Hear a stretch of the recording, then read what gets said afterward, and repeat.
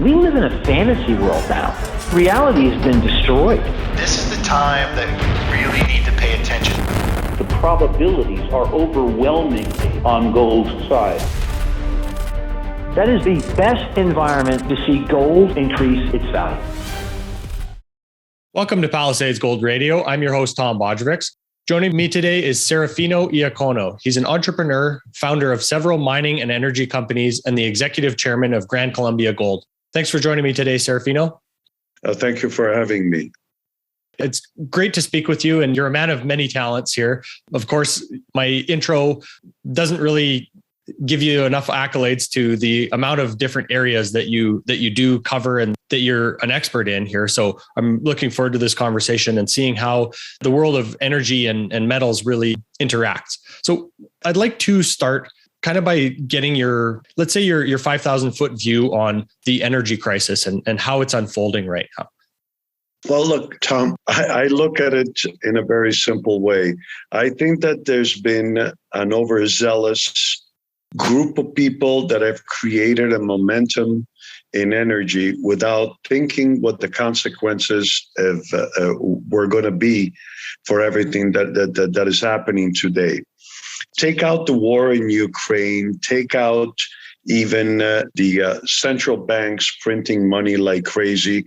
And we knew that it was, we saw an airplane accident happening 10 years ago. And guys like a very good friend of mine, Frank Justrov, which you have interviewed, has been telling about this plane crash coming at one point, and now everybody's surprised that the plane crashed. Mm-hmm. So take all those out, and what you have still is that you have a world that is growing. You have parts of the world that used to be very rural that are not rural anymore, so there is more consumption of energy. Mm-hmm. India is the perfect example of that. Africa is going to be one of those continents that is going to grow. Latin America is the heart of that you have a middle class building every single day is becoming stronger and stronger. And all of these things, and everybody one day woke up and said that they wanted to save the planet, which we all do want to save the planet.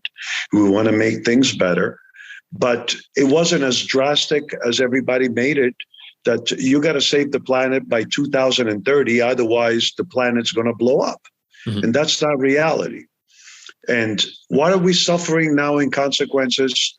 We have spent the last 10 years with the divesting of major institutional investors worldwide, dropping companies that are involved in mining, companies that are involved in oil or energy, so that they could start feeling better about themselves and saying that we're going to be creating a new world in 10 years when the Industrial Revolution from going from horses to where we are today took 200 years to develop. So the consequences that we're paying right now is for a generation that uses telephones, uses cell phones like we're doing right now, the huge amount of energy, mm-hmm. but not only use amount of energy, use a huge amount of energy to make the plastics that the telephones are made, the minerals that are needed to be done, but nobody looks at the consequences of that. So maybe I apologize if maybe I'm going too strong on this thing, but this is reality. And reality says that I have people that tell me, I hate mining and I hate oil, natural gas, and I want to go to solar and I want to go to wind. But nobody understands that to go to wind and to go to solar, you actually need mining. And if you want to go to make energy, you are going to need oil, and your telephone doesn't work by miracle. Your telephone works because every single day the world plugs in something like 14 billion telephones. Okay, 14 billion telephones every single day. Mm-hmm. They use 2 cents of kilowatt hour to charge every single night. You wake up every single night, right? You go to sleep. You put your telephone to charge. Imagine the whole world doing that. It's 2 cents of your money. Now multiply it by the amount of people that we have in the telephones that we have in this world. And it's billions of dollars every single day just for charging a telephone. But nobody wants to know about that or understands about that.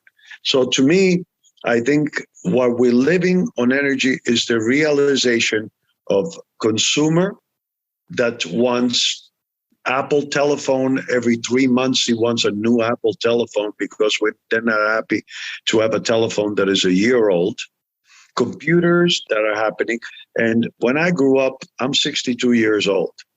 When I grew up with one telephone in my house, and I grew up with one TV in my house. Now everybody's got a telephone, a computer. It's got 10 TVs in their houses, depending on how many kids. Even the bathroom has got telephones or TVs. So the consumption has gone tremendously, but nobody's giving us the solution of how we're going to keep up this consumption that it grows every single day. And the reality is prices of minerals are going to go up. Prices of oil is going to go up, and it's going to stay there. And oil is not disappearing. 35% of oil is used for car and trucks. The 65% of that oil is used to make plastics, fertilizers, and everything that we use in a daily basis. Sorry about the long-winded explanation. Not a problem. You hit on a lot of points there that I want to dig into a little bit more. One of the particular points that I think is worth mentioning is the demographics of the developing world. These countries that are starting to modernize, and their energy consumption is really starting to grow. And do you think about that as being a real driver of demand as these societies continue to really modernize and gain wealth? It's the logical thing that happens. Let's take India as a base case. Mm-hmm. How many billions of people are in India? I don't even know. 2 billion, 3 billion, 4 billion. I don't even know how many people. But you have a grown population that 20 years ago, I think it was 40% of the population that had no electricity in their house. Today, any human being in this world owns a telephone or has a refrigerator to keep their food safe, or has some kind of mean of machinery that needs electricity or needs consumption of some type of mineral to make life easier. Mm-hmm. And we want to go into the basic. I made a conference about 4 months ago in Colombia. Somebody, a group of people came to me and said, we don't like mining, we don't like anything. And I said, great. I said, you want to go back to the base thing? There is a great program on TV. It's called Naked, National Geographic. Naked, okay, living in some cold place or hot place or some place where you have scorpions and lions and insects and everything. That is your life without minerals. Because even in the Stone Age, and it was called the Stone Age. In the Stone Age, you had to do mining to take the stones to make the tools that you needed to survive. Mm-hmm. So when you look at all these things and you look at countries, a country like India, and you have a population of 40% of the population that decided that they could buy a refrigerator, or China, that they could buy an apartment. What's the consumption of iron? What's the consumption of cement? Something as simple as sand. Mm-hmm. If people don't even look at it, but sand is the most mined item in the world. And by the way, the most quoted item in the world, because without sand, you cannot build a house. So what does it take for people to understand that, yes, we have to be conscious, we have to be responsible, we have to do all sorts of things to make life better, because we are smart animals. We can control certain things that we do and we have done wrong in the past. But that doesn't mean that you have to go cold turkey all at once. Now, there are things that I'm very strong believer in, like people that use plastic bags or plastic bottles. I mean, I have guys, I go to the airports sometimes and I see guys with 1 liter bottle carrying around and they drink water like there is no tomorrow. But what happened, nobody looks at the consequences of what to do with those plastics. And those plastics end up in the ocean. I live between Dominican Republic and Colombia most of the time. And I can tell you, you go to a beach anywhere in the world and you'll find garbage with plastic. That's disgusting. And that's what we got to stop. But the problem is not the plastic. The problem is the human being that uses the plastic. Yeah, I mean, there's so many of these items that people use every day that they don't give a second thought to. And they think that these recycling programs work very well. And I recently watched a documentary that went through the economics of recycling. And it used to be economic when China allowed it. And then they realized that it was making all kinds of people in China sick. And they banned the importation of recycling a lot of these plastics. So a lot of it does end up just kind of, being wasted as a byproduct now. Oh, no, absolutely. You're absolutely right. And that is not the solution. The solution is, look, again, I go back to a point, another of the conversation that we had in the meeting. Mm-hmm. A young guy, the age of my son, 24, 25. It is your fault. It's your generation that has created the problem that we lived in. And my answer was a very simple one. Dude, when I grew up as a kid, the milk that was delivered to my house was delivered in a glass bottle. Mm-hmm. Okay. When I went to the store, and you're very young yourself, when I went to the store, the food store that used to pack my supermarket stuff used to give me paper bags. And those paper bags in my family, they used to be used to put the garbage in. Mm-hmm. Okay. And the butcher didn't put them in plastic bags or anything. He put them in a paper that was a wax paper. And so on and so on and so on. All the things. It wasn't our problem. We were the real users and saver of the environment. The problem is that consumerism has created a society that everything is disposable. I mean, what can I tell you? A toaster breaks, don't fix it. Throw it away and buy a new one. Mm-hmm.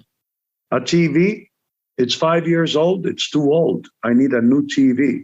What happens with all these things? The same thing that happens with solar panel. Everybody's telling me about batteries. Are we going to be producing billions and billions of tons of batteries? Well, what happens when the battery runs out and you have vanadium, palladium, all sorts of minerals that at one point, some of them will be recoverable and some of them will be not. Mm-hmm. What happens with those? What are we creating except that we're changing the way that energy is being used? So we go into electric cars, which means that we are going to go now into cars that are going to be light, made out of plastics or made out of fiber, which comes from oil, with computers that need all sorts of special minerals, with a battery that's going to need lithium and nickel, and it's going to need zinc, and it's going to need all sorts of other materials that are going to be there. And then it's going to be charged by electricity that nobody has told me where it's going to come from. It's not going to come from solar or from wind alone, because there isn't enough solar or wind. If you want to look at statistics, solar's got 40% efficiency because there is only 8 hours a day, okay, in the day. And wind, it's got efficiency of 60% when there is 60% of the wind available. It's not available 100%. So what is the reality? That we are changing the means of how we transport our molecule and how we produce our molecule.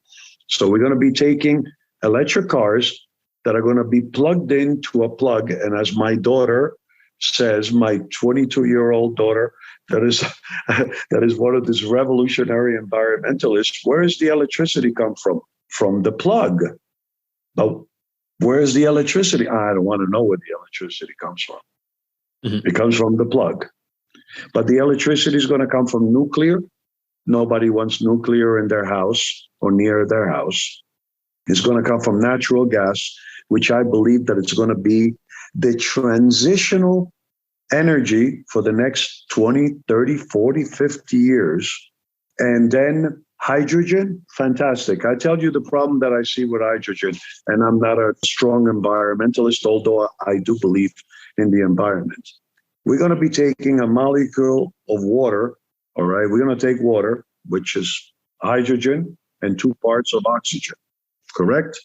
We're going to break down the hydrogen and use it as a fuel, and we're going to be creating extreme amount of oxygen that is going to go in the air. The air is only made out, the atmosphere of the earth, it's made out, I think 14 or 15% oxygen. The rest is all sorts of other gases. I think it's 21% oxygen. And then, yeah, like you say, nitrogen, many other gases. Many other gases. So what's going to happen? Somebody at one point in life is going to come over and is going to say, hold on a second. You just took the only thing that exists on earth, which is water, and it doesn't make itself. What's on earth is on earth. It took billions of years for the water to be where it is today. You're going to break it into a molecule that it's never going to be recovered to become, water again, because you're just creating more oxygen. So number one, you're using our drinking water and destroying the environment by using the drinking water. And number two, you're pumping too much now. It's not CO2 anymore. It's going to be too much oxygen in the air. So that's going to be a problem. So I don't know. I'm trying to understand myself what we need to do as a human race to have a balance. I just know one thing, and it's not because I'm in the energy business and I'm in the mining business.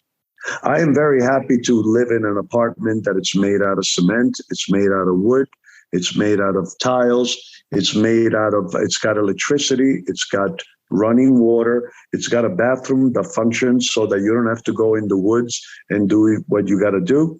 You got everything, all the practical things, but all of these things come because of modern technology and mining and oil. It comes to a very basic thing. So, Fino, when we think about the minerals and the metals that you've mentioned that we need for everyday life here that are going into iPhones and TVs and everything that we need for modern life, what are some of the most important of these metals that you think have been underinvested in and that are going to become more scarce because of, let's say, a lack of investment over the past 20 years, let's say? Well, I tell you, one of the biggest things, it's natural gas. For 15 years, there was no investment, huge investment in natural gas. That gas went to the point that it was selling at $1.50 per million BTUs in the US. When in 2006, natural gas was at $7 per million BTU because it was the transition between coal to natural gas where the United States went into using natural gas instead of coal. I think coal is not here to go. It's here to stay for quite a long time. 40% of the consumption of electricity in the world is made from coal, and it's going to take a long time before you can build a facility to make up that thing. I think that the minerals, that the human consumption of minerals, especially strategic minerals, tantalum, niobium, zinc, lead, things that used to be ordinary, they're not ordinary anymore. Mm-hmm. I mean, how ordinary could nickel be in your life? It was the most ordinary thing. Now it's becoming a strategic mineral. Why?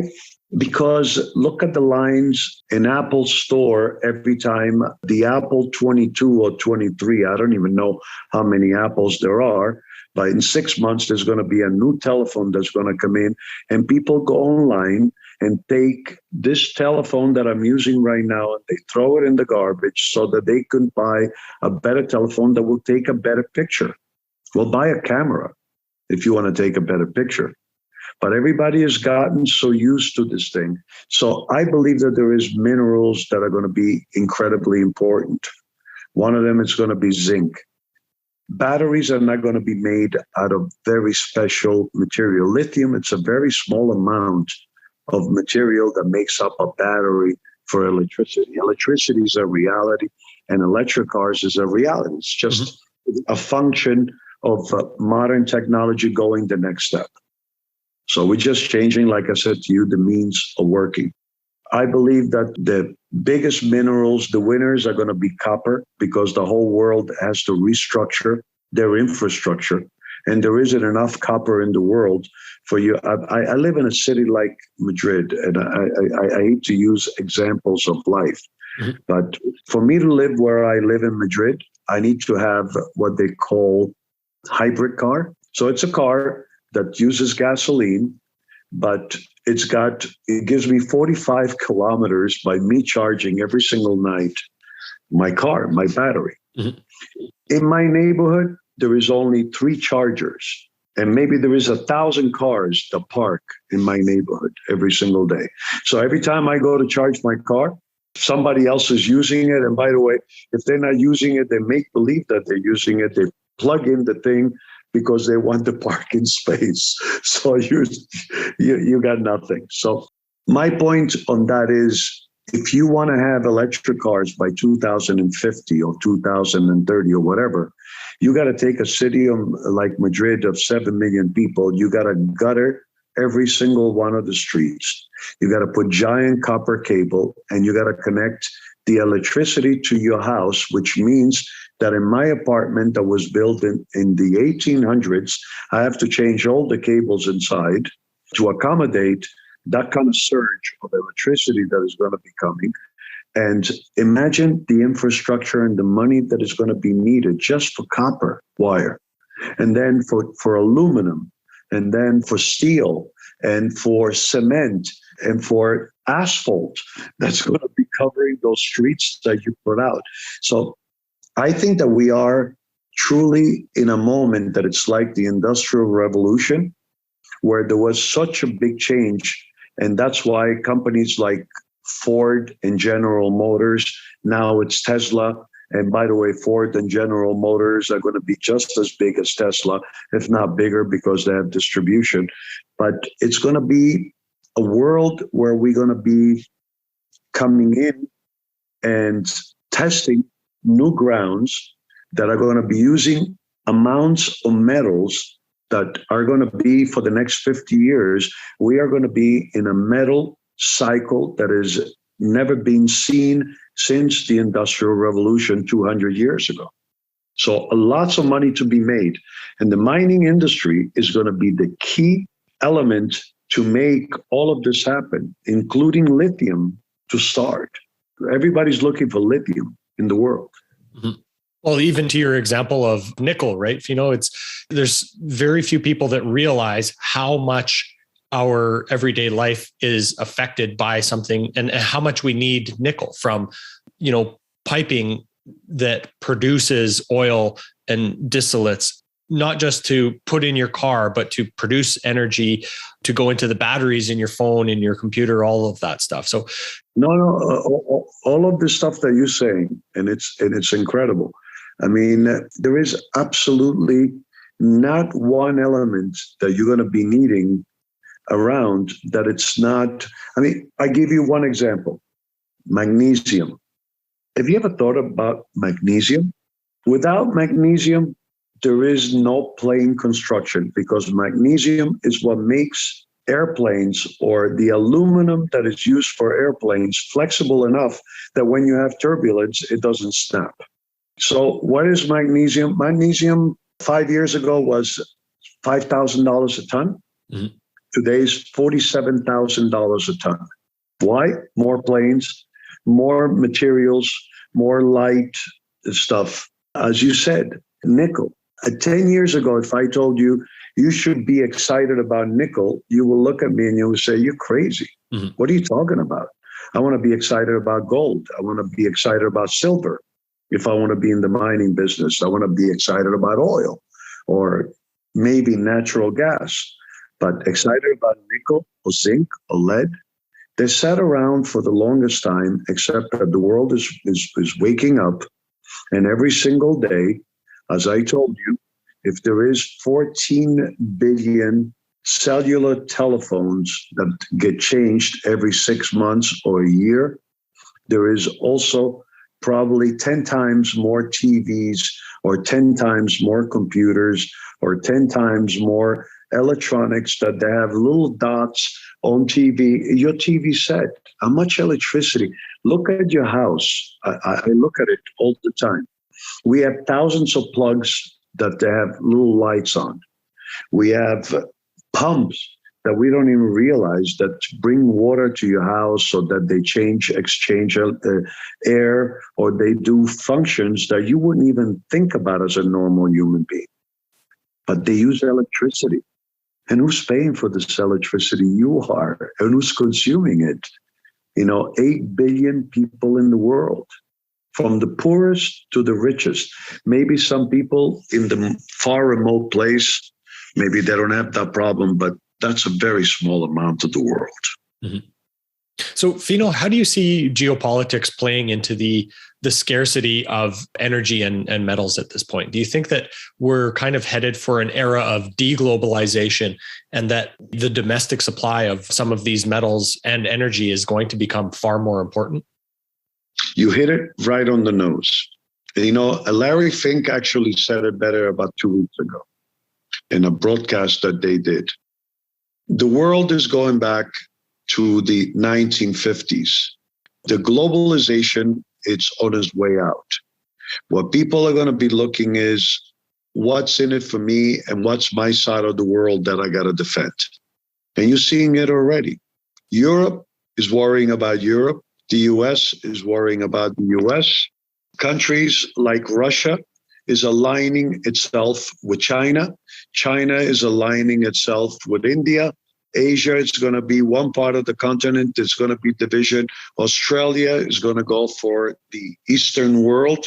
So in South America is going to be going back to be what the Monroe Doctrine did 100 years ago, which was the United States takes care of Latin America. And you're seeing it for the first time in 25 years, the United States opening up relationship with Venezuela again, which I thought that it was never going to happen. And I lived in Venezuela.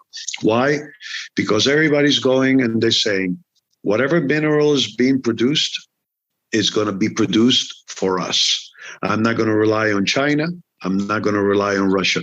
This little escapade that Russia has done is basically speed up the process that was coming anyway, where if tomorrow the Ukraine war is over, would you trust Russia to be your reliable partner? That's the question. Mm-hmm. And the answer is no. And Europe is now saying, you know what? And that's why I'm in Spain. I'm in Spain developing a huge deposit that has polymetallic and gold. Why? Because Europe is going to come in and it's going to say, we have Fiat, we have BMW, we have Mercedes, we produce cars, we produce airplanes, we produce all sorts of things in our European community. I'm not buying my nickel or my cobalt or my tantalum, niobium from Africa or from the Chinese. I'm buying it from Europe. And by the way, Europe from now on, and you're going to see this in the next few years, all the minerals that are produced in Europe, they're strategic for the Europeans, and they're going to be able to be sold to Europe first. Mm-hmm. You understand my whole point with what's going on over here. We are in a transitional world. Mm-hmm. Metals, whoever invests in metals in the next 20 to 30 years is going to be making gigantic fortunes, because what used to be boring and unreliable today are the elements that are going to make the difference. And Europe is going to take care of Europe. The United States, you're already seeing it. They're saying rare earths are going to be strategic for the United States, not for export. Mm-hmm. I personally own an investment in a company in Spain that makes tin, tantalum, niobium. Tin used to be at $11,000 a ton. It's now $50,000 a ton. Tantalum and niobium used to be at $35,000 a ton. It is now $300,000 a ton. Okay. You know where it's being sold? It's being sold in Europe. You know why? Because there is a new law that came in that says that there is no more conflict tantalum and niobium being brought in from Africa. So if Ferrari wants to use tantalum and niobium, if Nokia wants to use it, or whoever wants to use it for their things, they have to buy it over here. Mm-hmm. And that's what's driving the prices of metals and energy up. So, I'd like to kind of move to how you think about, let's say, the cyclical nature of the metal markets. Do you try to focus on different strategies at certain points in the cycle? For example, trying to acquire projects when the sector is low and unloved? Sometimes I'd rather be lucky than good. And I wish I could say that I was all the time good.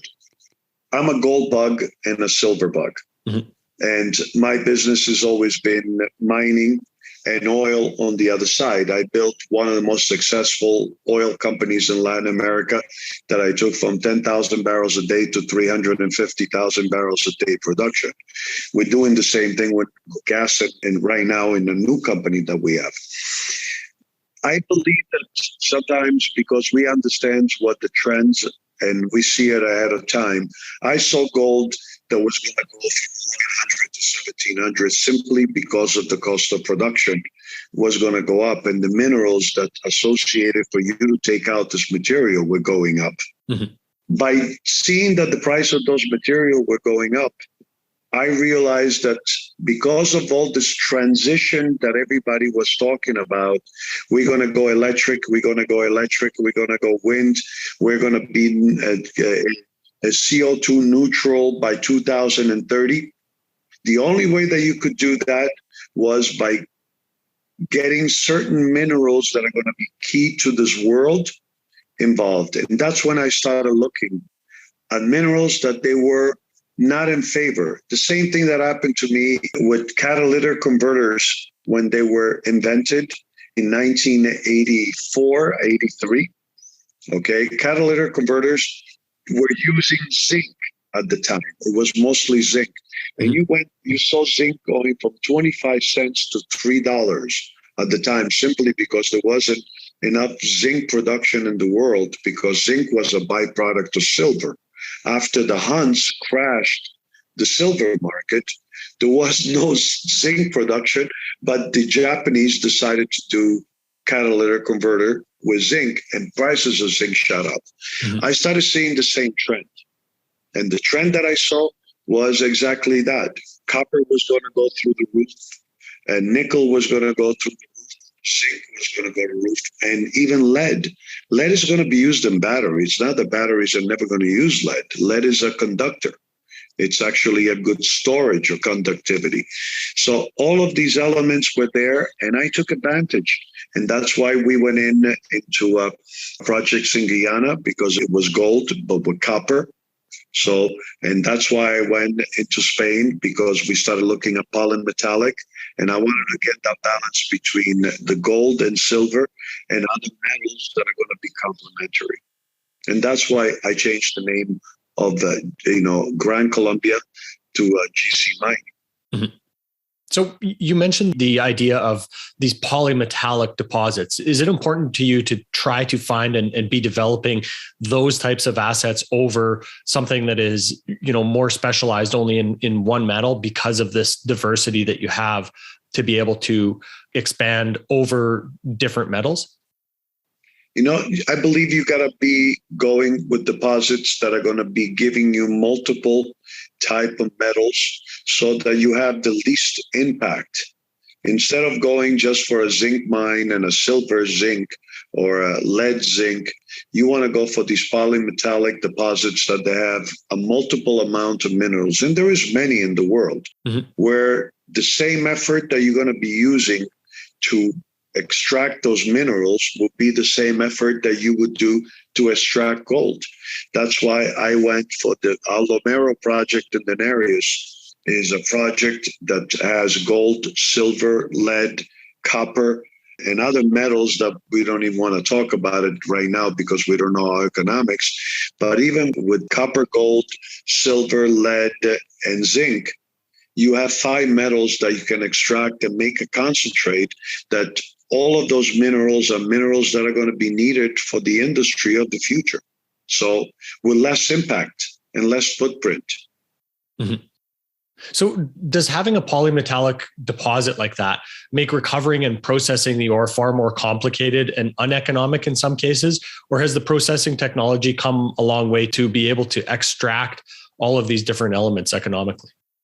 Look, technology has advanced so much in the last 10 years that there are what you used to do, for example, even minerals that had arsenopyrite that made it very difficult to take out certain materials, now no longer need these roasting or complicated processes that produce huge amount of sulfuric acid and very bad materials left over. You have processes now that can recover up to 90% of the metals out of a project, where before you used to recover maybe 40, 50%.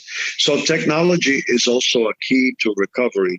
And that's what's made the pyrite belt of Spain and Portugal very important. That's why companies like Lundin are spending billions of dollars developing these projects, and First Quantum and all these guys, because you want to look for multiple that give you that balance that when gold is up, you make money, but maybe copper is down. And when copper is up, zinc is down. And when zinc is down, copper is up, so that you have that balance, that you don't have a sporadic type of mine life.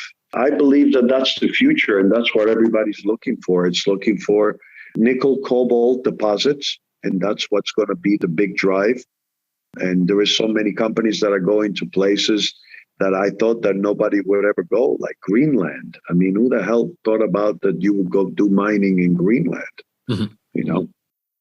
So having the perspective that you do, Fino, of being involved in so many different types of companies and developing so many different types of assets, is there a particular type of project that you found to be particularly difficult to be able to move forward?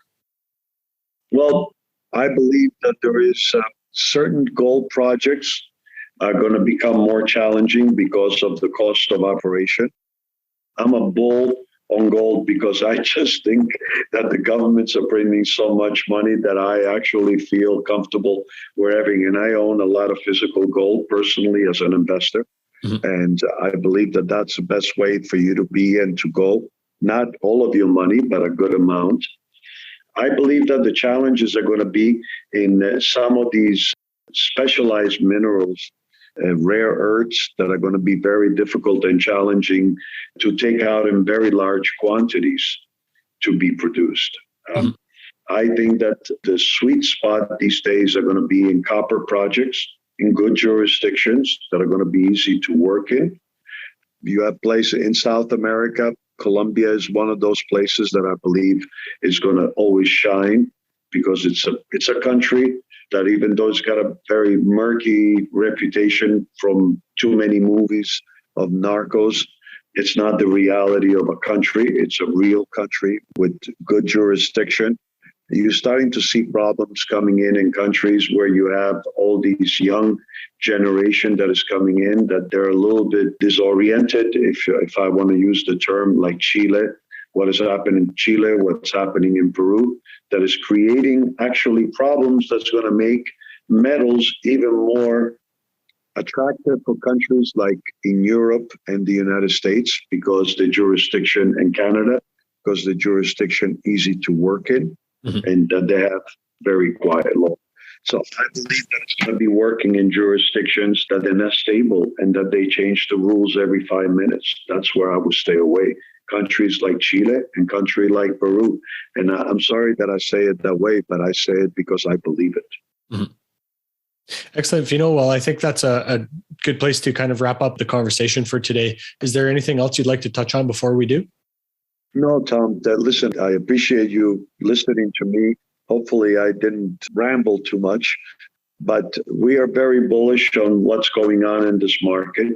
We're very bullish in gold, because I think gold is going to be a safe haven for a lot of people. Silver is going to be the second.